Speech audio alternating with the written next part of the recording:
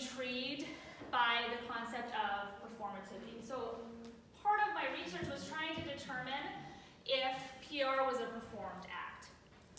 Did those concepts align together or not? So based on the 40 people that I interviewed, 90% thought that they are performed on a daily time. So the idea that practitioners perform in their day-to-day jobs and put on fronts, not necessarily communicating their truth to their clients or their colleagues, was apparent.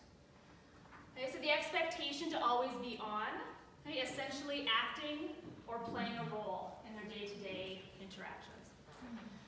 So this got me thinking a little bit about, our goal as PR practitioners is to build relationships between an organization and the public.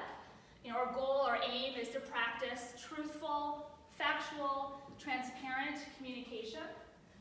Is it not then a contradiction if PR practitioners are not being truthful and practicing, that type of communication?